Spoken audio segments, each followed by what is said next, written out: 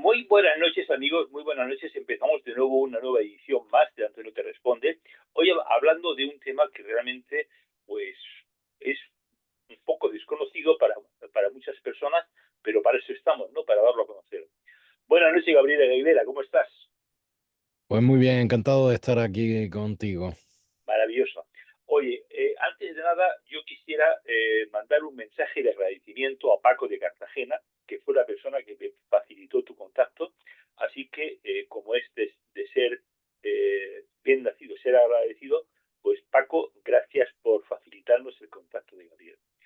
Gabriel, Me uno, me uno a tu agradecimiento. Paco es una excelente persona y un muy buen amigo. sí, además es una persona que trabaja mucho por la expansión de la conciencia, ¿no? Pues lo cual es maravilloso, ¿verdad? Mm.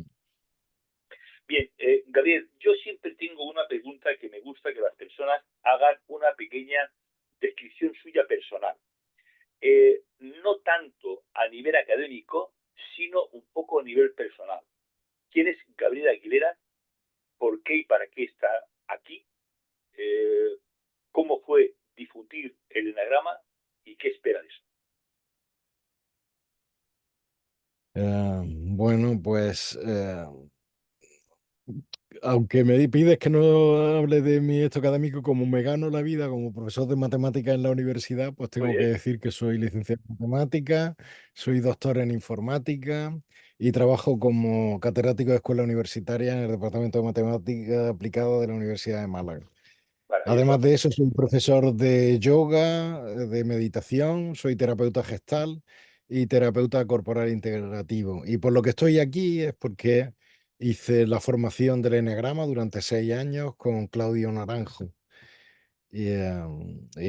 Bueno, pues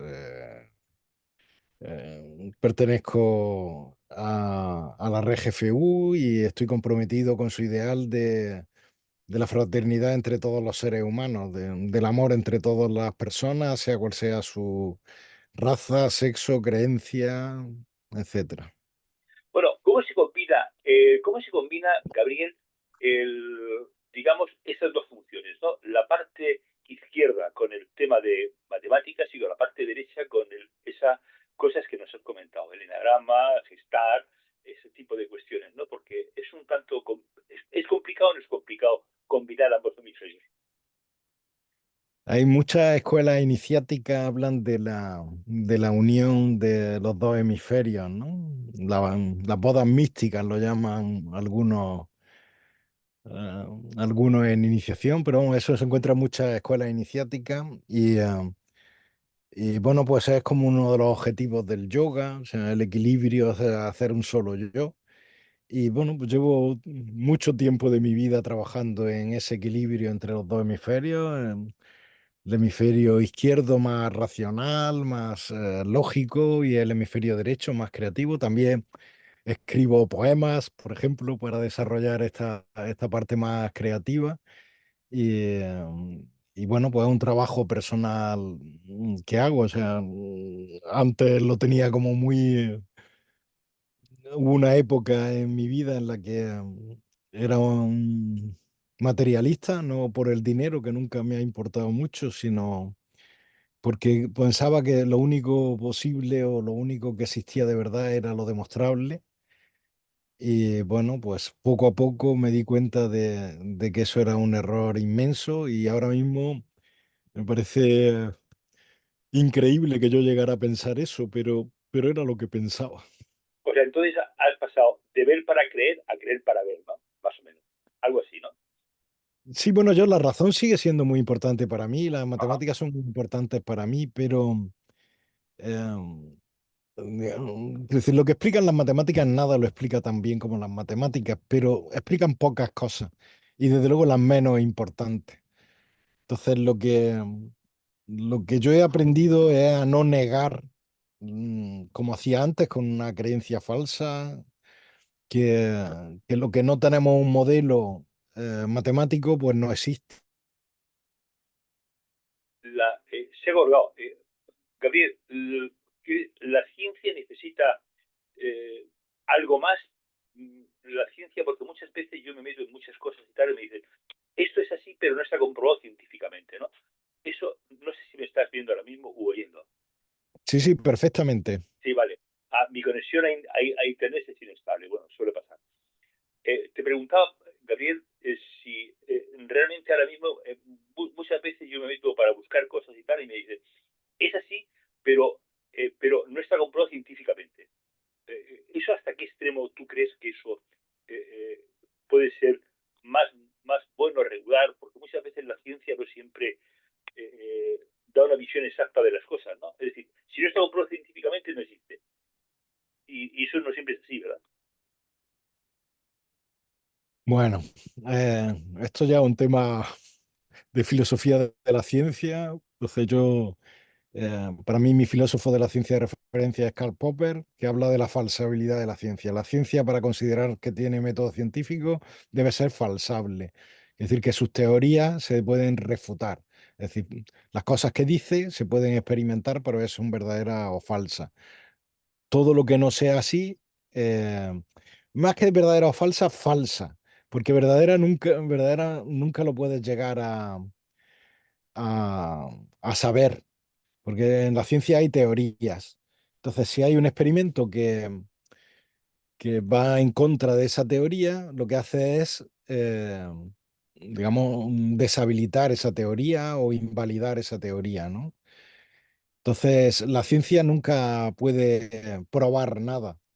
O sea, de hecho, la teoría científica más importante, por ejemplo, la mecánica newtoniana, pues llegó un momento en que fue corregida, parecía que no, habían pasado cientos de años pensando que eso ya era definitivo y luego llegó la mecánica relativista y la mecánica cuántica y pusieron otra teoría sobre que era mejor, que explicaba mejor los fenómenos, los experimentos que la que había dado Newton.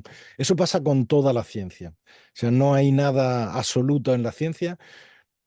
Los únicos que tenemos demostraciones de verdad somos los matemáticos, que todo tiene que estar demostrado. Pero en la ciencia, las matemáticas realmente no son ciencia experimental como normalmente se cree. O sea, esa confusión es porque la ciencia utiliza las matemáticas como lenguaje. Entonces, de ahí que se, se ponga, pero la ciencia no demuestra nada. O sea, cuando demuestra algo es que no. O sea, cuando un experimento no te coincide con tu teoría, demuestras que la teoría es falsa. Pero si coincide, no demuestras que sí, sino simplemente que por ahora no se ha falsado. ¿Por qué? Porque siempre medimos con con un error. No se puede medir absolutamente bien nada. Y entonces nunca podemos estar seguros. Puede ser que parezca que sí, pero luego si afinásemos más esa medición, tuviésemos aparatos de medida, pudiera ser que no y no estuviese de acuerdo con la teoría. Con lo cual eso de que la ciencia demuestra, no. Los únicos que demuestran cosas son los matemáticos. Bueno, y en lógica también hay demostraciones, ¿no? Que es parte de la filosofía. Bueno, el tema que nos ocupa esta noche es el enagrama. ¿Qué es el enagrama, Gabriel? El enagrama es una filosofía muy antigua. mm, Se habla de que los costos, los cristianos costos en Egipto ya la tenían hace muchísimo y se cree que es de mucho más antigua. Se cree que venía de la ruta de la seda, pero se pierde un poco en el tiempo, ¿no? Y se perdió durante muchos años para lo que era el común. Y Gurdjieff, un armenio en Rusia, pues de niño vio un símbolo que es la estrella del eneagrama, que no sé si tú, Sí, espectadores, sí. han podido tener acceso al dibujo este que mandé, que es como la estrella. Si más adelante puedo compartir pantalla, pues Por compartiré esa favor, estrella. sí. Pues vio ese dibujo cuando era niño y se pasó gran parte de su vida buscando a qué correspondía esa estrella. Hay una película que cuenta esto, una película muy bonita que les recomiendo a todos, que se llama Mis encuentros con hombres notables. Creo que está en internet de forma gratuita y ahí cuenta la vida de cómo, una película muy bonita, muy interesante, cómo Gurdjieff encontró, pues en este caso fue un monasterio sufi en el que pues practicaban ejercicios de acuerdo con el eneagrama. Entonces Gurdjieff aprendió, estuvo en ese monasterio, aprendió esos ejercicios y él a partir de ahí hizo, por ejemplo, las danzas de Gurdjieff y la teoría del eneagrama que la compartió con su discípulo, uno de ellos muy famoso, pues Opensky. A mí me ha llegado a través de Óscar Ichazo, que fue maestro de Claudio Naranjo, y Claudio Naranjo es el que me ha transmitido, bueno, a mí, y a otra serie de discípulos, pues sus conocimientos sobre eneagrama. También tengo que decir que el eneagrama era una filosofía general del universo, de todo, y a mí solo me ha llegado la parte de psicología, o sea, quiere decir que el eneagrama de la psicología, ¿no? Entonces, básicamente divide los caracteres, como se llama en el enagrama en la tradición de Claudio Naranjo, pues hay 9 caracteres, como 9 tipos de... Y no es como en la filosofía tradicional, que son tipos conductuales que se podrían sacar con un test, sino que van a algo como mucho más profundo. Es como describen la energía básica que nos mueve, o sea, algo así como el motor que mueve nuestra neurosis, ¿no? Y es una cosa muy profunda, es un ejercicio de autodescubrimiento y son como pistas para ayudarte a descubrir cuál es esa parte que no ves de ti mismo, ¿no? Esto se ha banalizado mucho, lo del eneagrama, entonces cuando Claudio Naranjo organizó unos cursos, entonces hubo gente que fue a esos cursos y luego pues, en la sociedad que vivimos pues quiere ganar dinero y entonces pues hicieron como una especie de eneagrama descafeinado, una especie de eneagrama light, porque el eneagrama es un poco duro, porque se fija en las partes negativas del carácter, porque el carácter nos convierte en una máquina. Ante un cierto estímulo siempre reaccionamos de la misma forma. Y como no entendemos por qué, pues seguimos haciéndolo una y otra vez. El eneagrama, pues lo que nos ayuda es a darnos cuenta de esos mecanismos y tener más libertad. Luego ya elegimos seguir haciéndolo de siempre o cambiar, o unas veces cambiar y otras no, pero eso nos da libertad. Pero si no vemos las cosas, somos esclavos, somos una máquina. Entonces, como eso es un poco duro, pues estas versiones menos espirituales, de menos compromiso, más como monetista o económica, pues entonces lo adornan con cosas buenas, cosas malas, que claro que el carácter nos da cosas buenas, porque si no, no lo tendríamos. Pero hacemos hincapié en esta forma espiritual que transmitía Claudio Naranjo, en esas cosas malas, porque es una máquina, entonces todo es malo, todo lo que hagamos sin darnos cuenta como una máquina es malo. Luego, cuando llevas años ya de trabajo y tal, pues ya se ven las virtudes y tal, pero hacerlo desde el principio parece como un engaño, ¿no? No es la tradición que transmite Claudio Naranjo y es un poco como de propaganda, ¿no? Como para que no sea una cosa como muy difícil y que sea más light, ¿no? Bueno, evidentemente sí, efectivamente hay muchas páginas en internet que hablan que haz tu test con el eneagrama, como si fuera una cosa sencillita, ¿no? O sea, como tú dices, es como muy elemental. Me imagino que no será tan fácil, ¿no? Esto cuando lo coges de una forma pues, conductual, por ejemplo, alguien que no esté interesado en el desarrollo espiritual y tal, pues lo entiende como se entiende la psicología normal, la psicología conductual, fin. Entonces, pues piensan que con test se puede hacer. Yo creo que es imposible sacarlo con test, esa es mi opinión personal y yo creo que Claudio estaba de acuerdo. Y, y porque habla de unas cosas más profundas que las conductas, aunque muchas veces para describir los caracteres utilizamos las conductas, porque ese motor interno es difícil. Entonces, es verdad que muchas veces los 9 caracteres tienen conductas comunes, pero eso no es lo importante, porque el mismo carácter puede dar conductas diferentes y pueden aparecer conductas diferentes en distintos caracteres, en distintos eneatipos. Entonces, eh, mm, los test van a las conductas, ¿no? O sea, a esa parte profunda, que eso requiere un autoconocimiento, un autoestudio que difícilmente se puede conseguir con un test. Vamos, yo de hecho creo que es imposible. Entonces, en la mayoría de las páginas encuentras test, descubra su eneatipo. Creo que, vamos, no diré superchería, pero es un poco naif, ¿no? Un poco como infantil. Sí, Creer que con un test ya vas a saber el eneatipo. Yo he estado 5 años y había gente de 4 años de trabajo del eneagrama con meditaciones, con un trabajo intenso de autoconocimiento que se han cambiado del tipo. O sea, que creían que era un tipo y se han cambiado. O sea, vamos, un test es imposible que pueda detectar eso.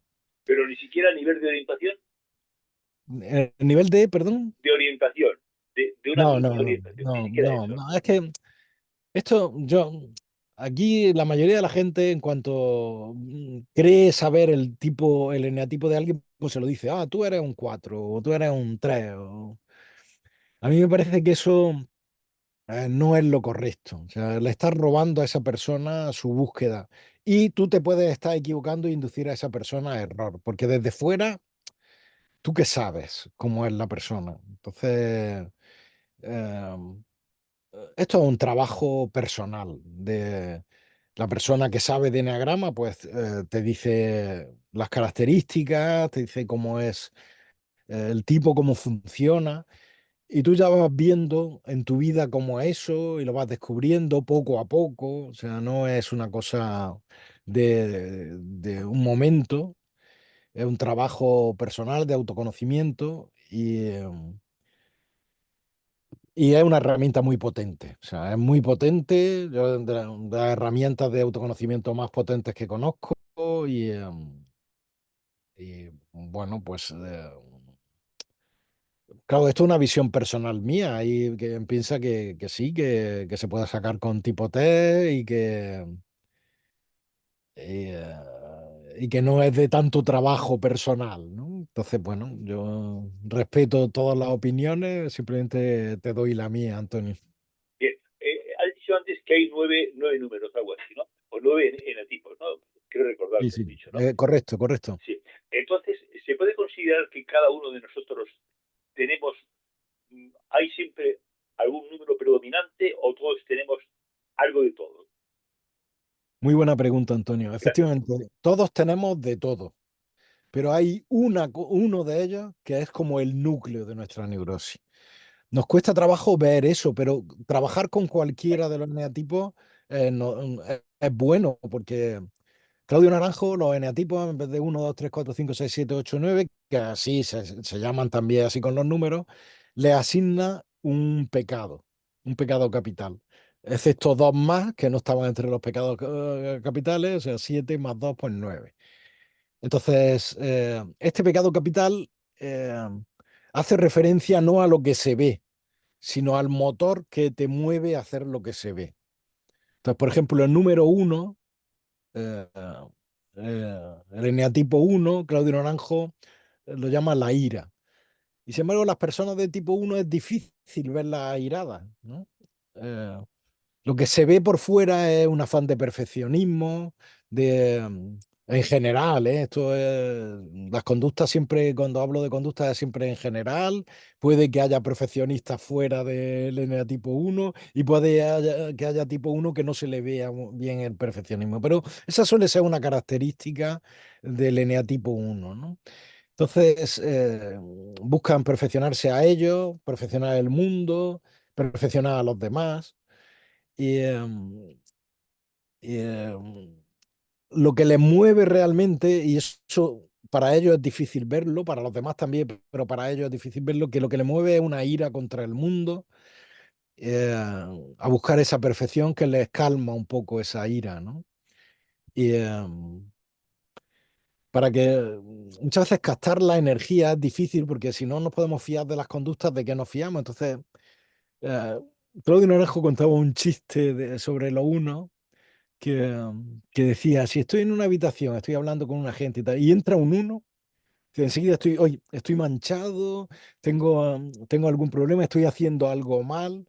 esa energía del uno que no necesita ni siquiera palabras para ver que tú no eres perfecto, que tienes que mejorar cosas, ¿no? Entonces esa es como la energía que se ve del uno.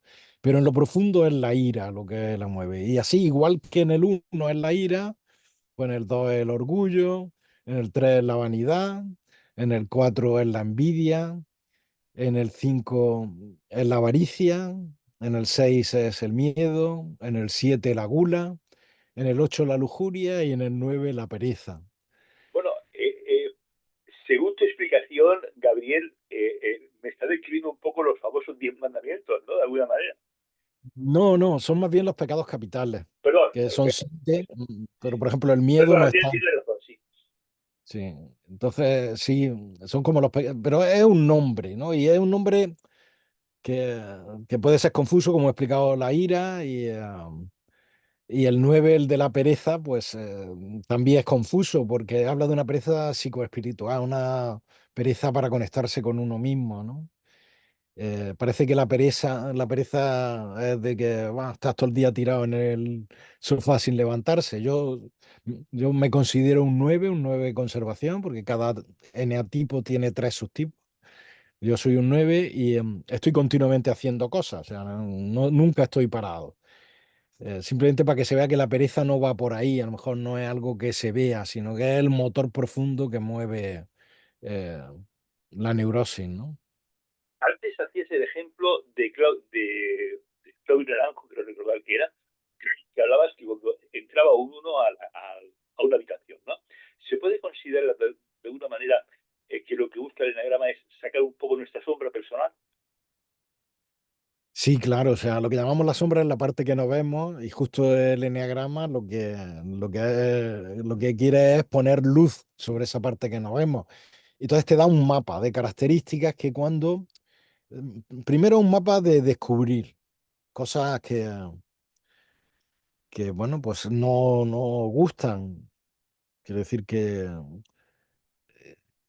por ejemplo, descubrir que yo soy un pasivo agresivo, pues no es un plato de gusto, ¿no? Yo me pasé llorando un montón de tiempo cuando vi que eso era así. Esa es una característica típica de los 9. También es verdad que yo había hecho un trabajo previo en la Gestalt donde ya había visto eso del pasivo agresivo, entonces ya cuando comentaron eso del 9, pues yo ya hilé cosas, ¿no? Si no llego a hacer ese trabajo personal, lo hubiese tenido que hacer después, porque yo sin ese trabajo hubiese dicho yo pasivo agresivo con la buena persona que soy yo, que lo único que hago es ayudar a los demás y amar profundamente a los demás. Entonces, bueno, pues eh, sí, es un trabajo, sí, de ver la sombra. Te da un mapa para ayudarte a ver esa parte que no vemos, ¿no? Describe un poco al pasivo agresivo, porque me lo han preguntado por Facebook.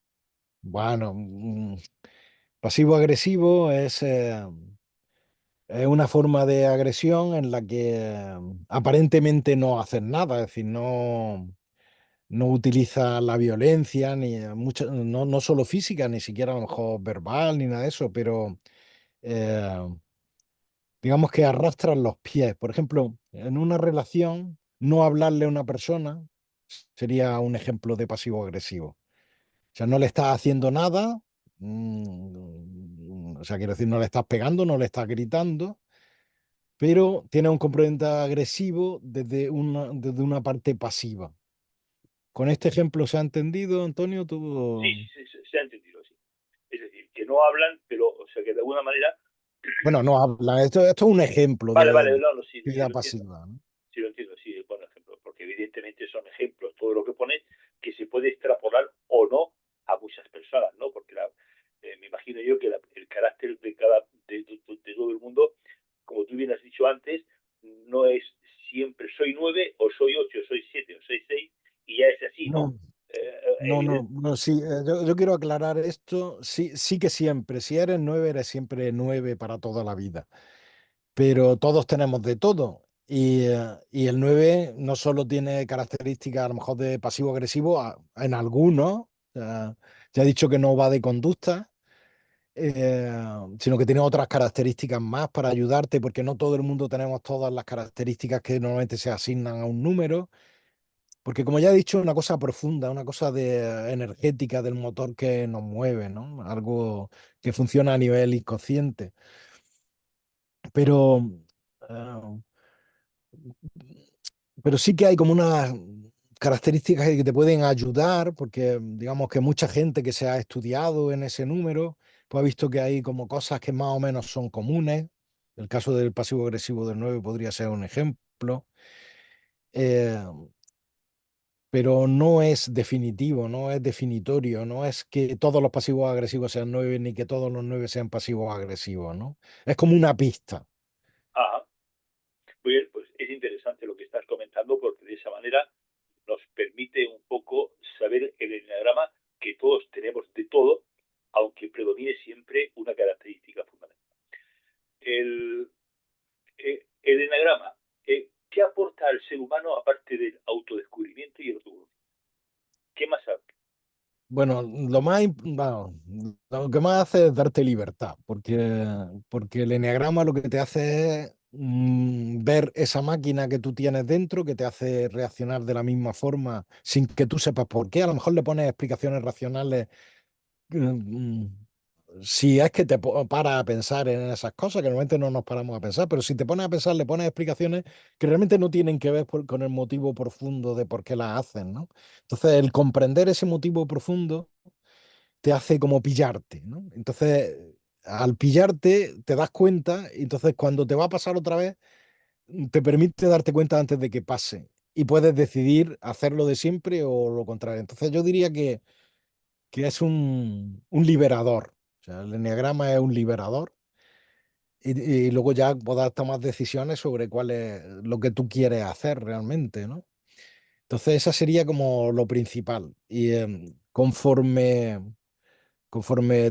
te vas dando cuenta, te vas conociendo, en el enneagrama se dice que va hacia el centro del enneagrama. No sé si puedo compartir la pantalla y Sí, poner la claro, estrella. sí, a ver un momento, compartir pantalla. Ya lo puedes hacer, Gabriel, compartir pantalla.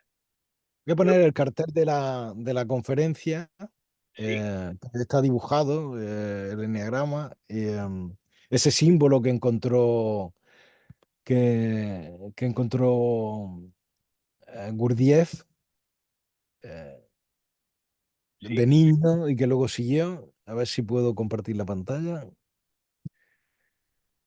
A ver, porque está saliendo la mía, con lo cual es dejar de compartir. Estaba saliendo la mía. A ver un momento, porque Eh, bueno, si te quieres tú compartir en tu pantalla el cartel, si lo tienes por ahí, y con eso sí, vale. sí lo tengo, sí lo voy a ver ahora mismo. Entonces, Gabriel, sí, lo voy a mirar un momentito, por favor. Si te parece, me encantaría que me hablaras un poco si el enagrama ya se emplea a la hora en grandes corporaciones o a la hora de seleccionar un poco a una persona a través de ya de buscar qué aplicaciones prácticas tiene el enagrama. Me refiero Sí, a grandes niveles. sí, esto, como ya he hablado, yo vengo de la tradición de Claudio Naranjo, donde el eneagrama es una herramienta psicoespiritual y entonces utilizarlo para ver qué puesto tiene una persona es como una especie de perversión de la Ajá, idea esta de psicoespiritual. En vez de ayudarlo a conocerse y elevar su estado de conciencia, pues se utiliza para ganar dinero, ¿no? Entonces, bueno, es como una perversión del eneagrama. Por supuesto que es efectivo, porque aunque estas personas que a lo mejor lo que quieren es ganar dinero y dan una versión como descafeinada, pues siguen viendo cosas que es de una tradición muy antigua y muy acertada. Entonces pueden que a lo mejor no captan del todo, pero sí que pillan pues lo típico, una persona de tipo 3 que son, es la vanidad, que son muy efectivas, entonces, pues suelen ser mujeres y podrían ser secretarias estupendas, súper eficaces, además con una presentación muy buena porque cuidan mucho su imagen y demás. Entonces, si detectan con un test que, bueno, pues aunque no acierten, pues en un tanto por ciento sí que Cuando son características conductuales muy acentuadas y que pueden acertar algunas veces, pues, pues claro, a nivel de la corporación acertaría porque ganarían más dinero, porque esa persona que la han puesto como secretaria como tres, pues es muy eficaz y demás. Pero eso, a esa persona a lo mejor estaría más contenta en otro trabajo y sobre todo no, en vez de darse cuenta de su máquina, lo que hace es acentuar su máquina, ¿no? O sea, es como obligarla a que esté más tiempo prisionera de esas máquinas que al final es una cosa que realmente escogemos nosotros, según la teoría de Claudio Naranjo, de niño. Tenemos una necesidad tremenda de amor, o sea, una cosa desmedida de amor. Y en algún momento nuestros padres, que son los seres de los que literalmente depende de nuestra vida cuando somos bebés, pues sentimos que no nos quieren, sea real o imaginario. Es decir, a lo mejor nuestra madre se ha ido a atender a una llamada de teléfono y nosotros sentimos que nos han abandonado. Entonces, ante esa sensación de que no nos quieren, entendemos que no nos quieren por lo que somos. Entonces nos cambiamos, sonreímos y eso es, vemos que es lo que hace que nuestros padres vengan, o lloramos y eso es lo que hace que nuestros padres vengan. Es decir, y sobre eso vamos creando cada vez una máscara, una máscara, una máscara, hasta que llega un momento en que es tantísima máscara que nos identificamos con la máscara en vez de lo que somos. Entonces el eneagrama lo que ayuda es a bucear en esa máscara para encontrar lo que realmente somos, ¿no? Entonces, bueno, pues esto que me hablas, por supuesto que existe y por supuesto que tiene cierta efectividad. Si no, no lo harían las grandes empresas. Pero me parece una perversión de la idea del eneagrama. Es como eh, una cosa que está pensada como para el desarrollo espiritual, pues solo sirva para enriquecer a unos pocos, ¿no? A mí me parece un poco triste, la verdad. Bueno, acabo de poner en el chat, porque no podía hacerlo de otra manera, lo que me mandaste. Si no te, si, míralo si quieres y más o menos lo vas, como lo he puesto para todo el mundo, más o menos lo vas identificando, ¿te parece? En Sí, el chat, en el chat lo puedes. vale, voy a... El enagrama está puesto aquí en el chat. Muy bien. Ah, Pues mira, aquí está puesto, sí. No sé si lo estáis viendo. sí, sí, lo veo dos veces, sí. Ah, vale, vale, maravilloso. El taller práctico de enagrama. Aquí tienes un poco los cruces que existen, ¿no? Con lo cual viene a ser un poco lo que antes decíamos, ¿no? Que todos tenemos de Sí, todo. todos tenemos de todo, pero hay una cosa que es la que durante toda nuestra vida es la que eh, es el motor principal que mueve nuestra neurosis, es eh,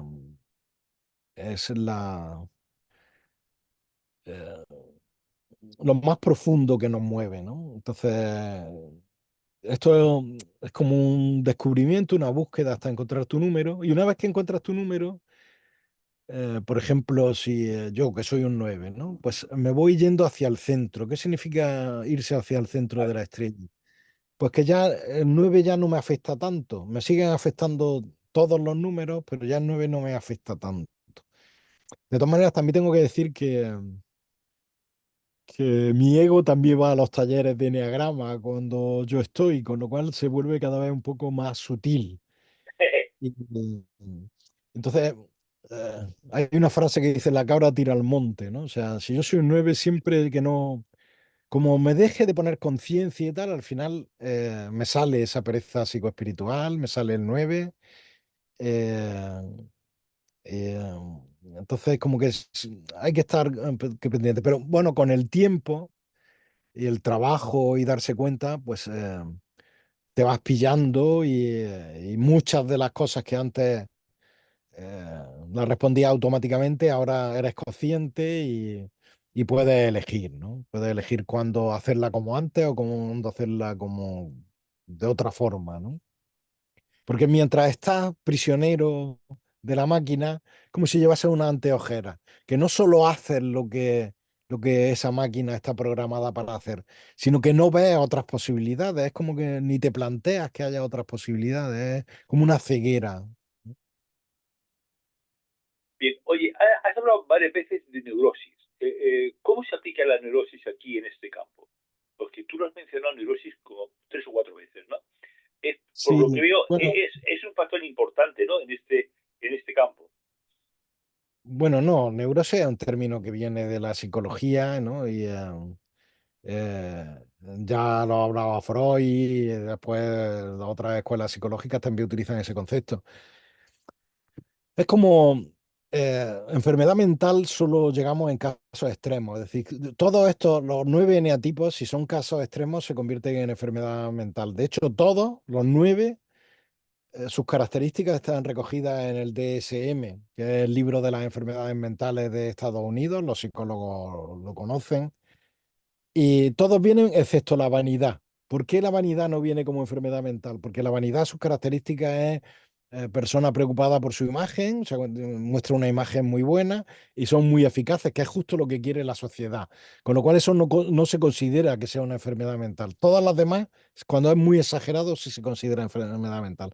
Pero eh, cuando no lo tenemos muy exagerado, es algo así como una especie de pequeña locura que tenemos todos. Es decir, todos estamos neuróticos, todos tenemos una pequeña locura. Entonces, esto es como esa pequeña locura que tenemos todos de no ser lo que realmente somos, sino creernos que somos una máscara, pues es lo que tradicionalmente se llama una neurosis, ¿no? Es como, no llega a ser enfermedad mental, pero es un funcionamiento no sano de nuestra psique, ¿no? Pero, entonces, a ver, alguien, sí, vale. Entonces se puede considerar que podemos tener como dos, como varias partes, ¿no? En nuestra personalidad, ¿no? Es decir, el hecho de estar haciendo un trabajo y sentirse realizado y después en la vida cotidiana ser completamente lo contrario, ¿verdad? Bueno, si en la vida cotidiana es todo lo contrario, dudaría mucho de esa realización, ¿no? O sea, como dice Les Luthier, dice, si tu amigo te pega una puñalada por la espalda, duda de su amistad. Si una persona, Cierto pues es, una sí. persona realizada es un desastre en la vida, dudo mucho que esté de verdad realizada, ¿no? Muy bien. Bueno, los 9 eneatipos, los eneatipos, algo pues para descubrirse. Pero realmente la formación para el eneagrama es fortísima, ¿no? Me imagino que tiene que ser la leche, ¿no? El estudiar y bueno, eh, es complicado, ¿no? Comprender y entender todo el sistema del eneagrama. Bueno, hay versiones por internet que son versiones como muy light, como muy facilitas. Dicen 3 cosas de cada tipo y ya está. Si cumples las 3 cosas eres, si no, no. O sea, eso es como muy fácil, ¿no? O sea, lo otro no es tanto una dificultad intelectual. Creo que si nos ponemos a leer los libros de Claudio Naranjo, pues son un poco duros porque era psiquiatra y sus libros son muy técnicos, muy profundos, muy difíciles de seguir, ¿no? Pero no hace falta, digamos, seguir sus libros para el eneagrama, pero yo diría que de verdad el eneagrama no es tanto una cuestión intelectual como una cuestión experiencial. Entonces, en el programa SAT sí que hay pues, charlas sobre cada eneatipo, los subtipos y tal. Pero del tiempo que dedicamos, dedicamos más tiempo a meditar, por ejemplo, que a esas charlas sobre la teoría de los eneatipos, ¿no? O sea, que o por otras dinámicas. He hablado antes que Gurdjieff utilizaba las danzas de Gurdjieff para cada número, para cada eneatipo, para un poco desengancharte de ese número. Sí, hay varias técnicas y, y, em, y yo estoy más convencido de que son más efectivas estas técnicas como la meditación o esas danzas o técnicas laterales que simplemente eh,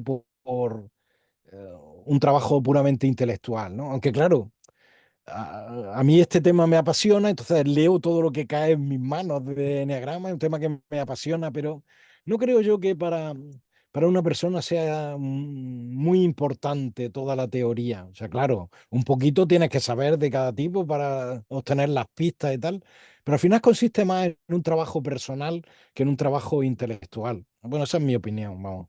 Mira, hace unos años, una persona que fue la persona que me descubrió a mí el enneagrama, me regaló un libro que había hecho.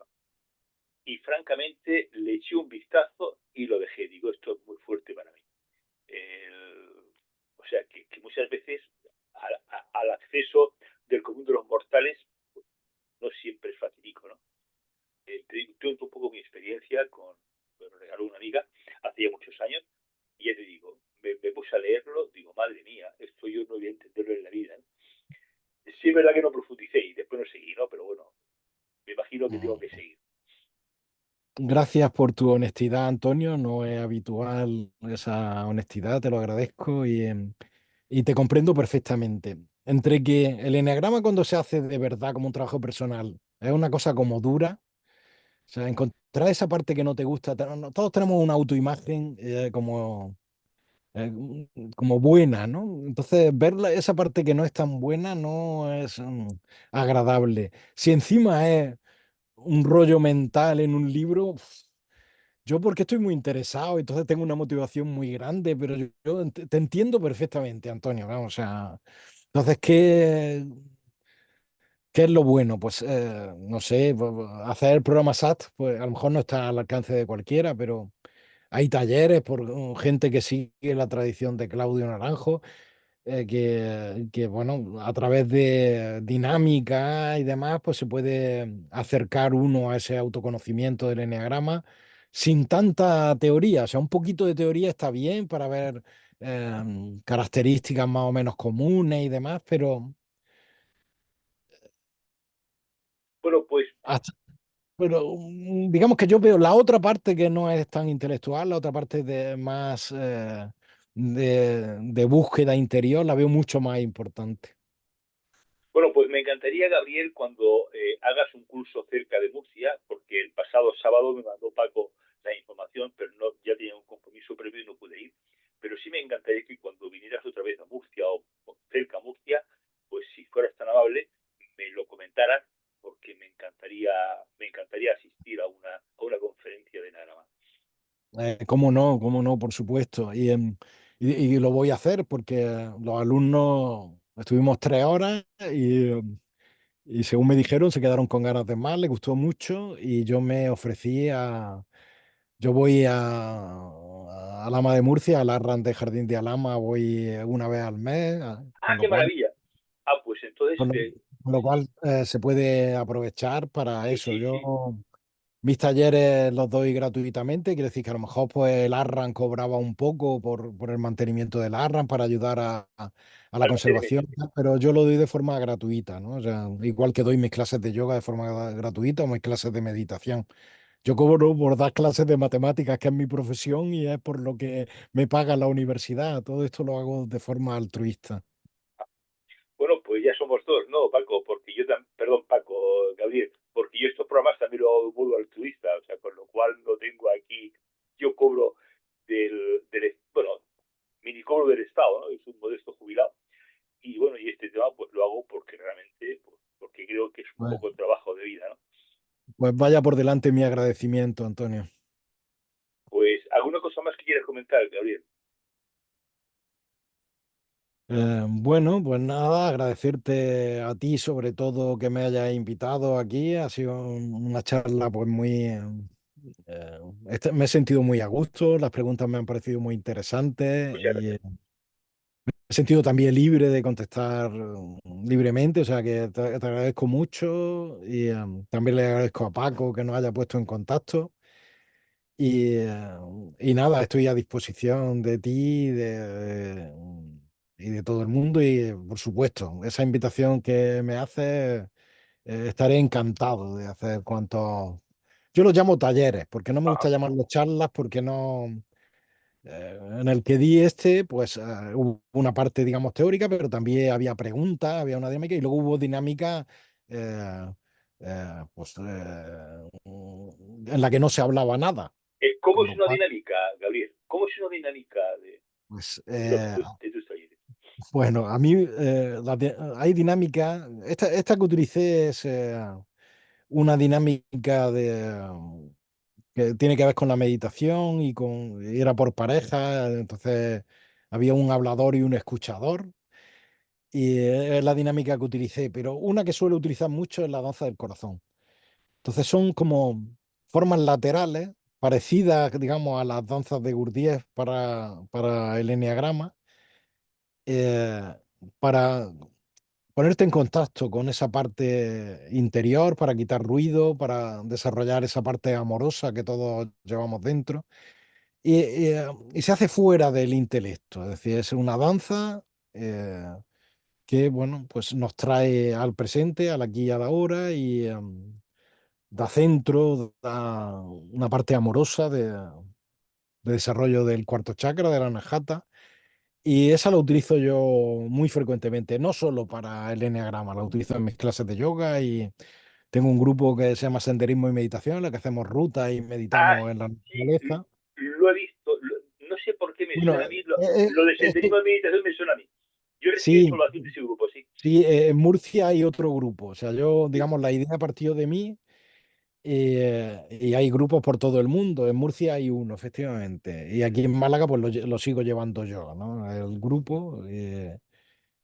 Y bueno, pues yo personalmente, cuando voy a una excursión, una ruta de esta senderismo de meditación, utilizo también la danza del corazón antes de la meditación, porque es la herramienta mejor que he encontrado de conexión, facilita, en este caso, la meditación, pero vamos, también el verse uno en el eneagrama, ¿no? O sea, no es tanto que te digan las cosas como que tú las veas. ajá, correcto, correcto. Pero eso pasa en todo, ¿no? Eso pasa en todo, Sí, casi sí, todo. sí, sí. Tienes razón, Antonio. Tienes que verlas, no tienes que verlas. Pues querido Gabriel, un auténtico placer. Gracias por tu tiempo, por tu amabilidad, por tus explicaciones. Espero que, bueno, pues seguro que a muchas personas les ha gustado. Lo colgaré en YouTube porque una charla de estas características evidentemente hay que difundir más este concepto. Gabriel, un fortísimo abrazo y cuando vengas a Murcia, pues espero tener la oportunidad de darte un abrazo fortísimo. Pues sí, estoy deseando que llegue ese momento de darte un abrazo. Y bueno, sí que me gustaría recomendar Sí, los cursos estos que a lo mejor no están al alcance de todos, pero yo es la mejor formación que he encontrado. Bueno, Claudio Naranjo desgraciadamente murió, pero la Fundación Claudio Naranjo sigue organizando estos cursos y los recomiendo encarecidamente. Son unos cursos muy buenos.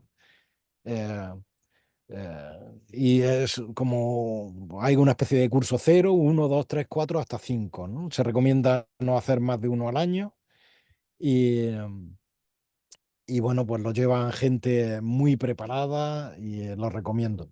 También es verdad que no todo el mundo tiene ni el dinero porque esto se hace, a lo mejor son cursos en los que te vas a, pues, no sé, a la Casa Grande del Burgo, por ejemplo, y estás pues una semana o 10 días viviendo allí y estás todo el día con el tema del eneagrama, con meditación, tal. Entonces, bueno, pues el que pueda se lo recomiendo totalmente. muy bien, pues dicho queda. Querido Gabriel, un abrazo fortísimo y hasta que nos veamos en el Arra. Muchas gracias. Chao. Adiós. Un Buenas abrazo, noches. gracias. Chao.